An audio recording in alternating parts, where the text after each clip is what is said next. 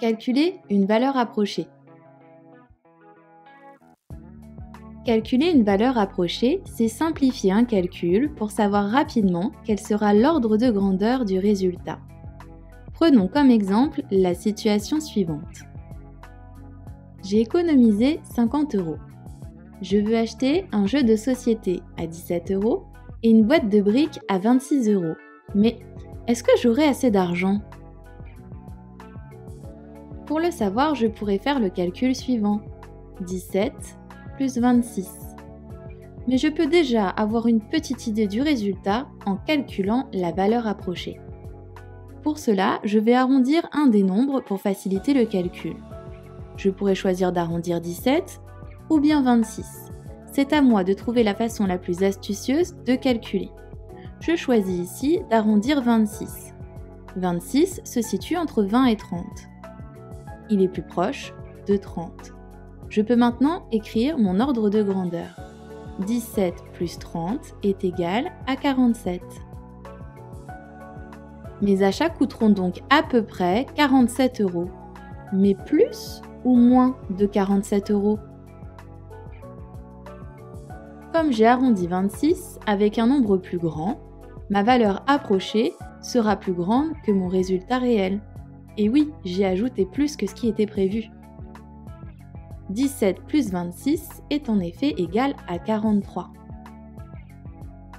Mes achats coûteront donc moins de 47 €. Calculer une valeur approchée peut aussi me permettre de voir rapidement si je me suis trompée dans un calcul. Nous allons calculer la valeur approchée de chacun de ces calculs afin de choisir le résultat le plus vraisemblable. Voyons voir si tu as compris.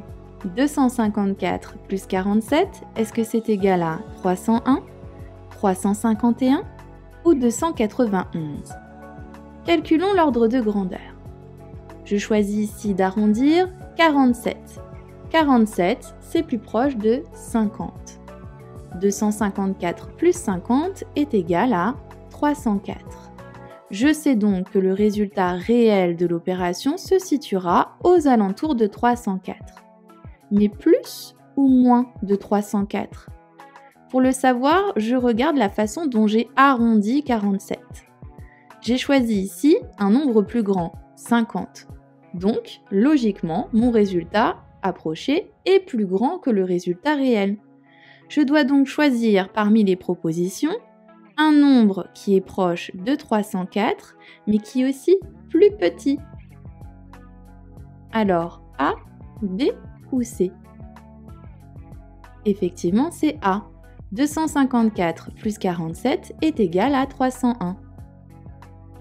Continuons avec cette soustraction. 456 moins 117. Est-ce que c'est égal à 326, 297 ou 339? Calculons l'ordre de grandeur.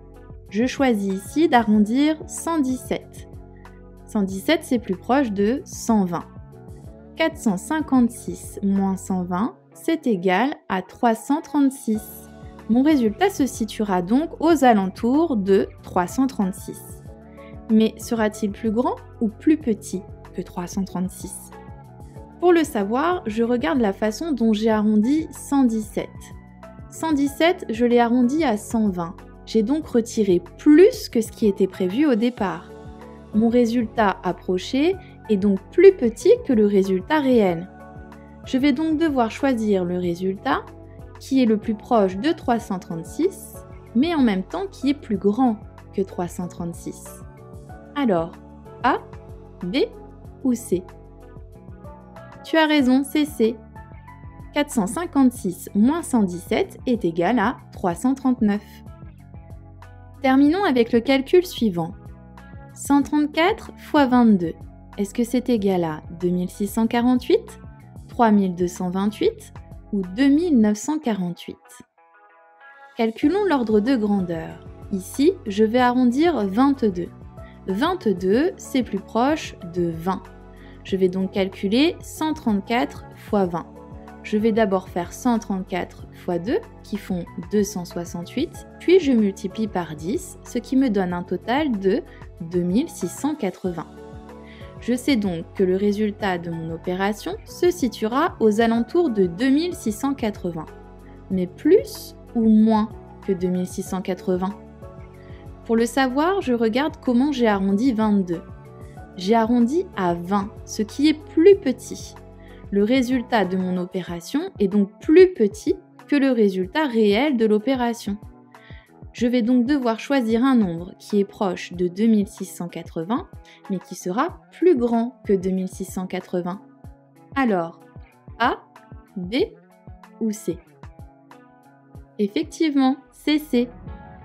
134 x 22 est égal à 2948.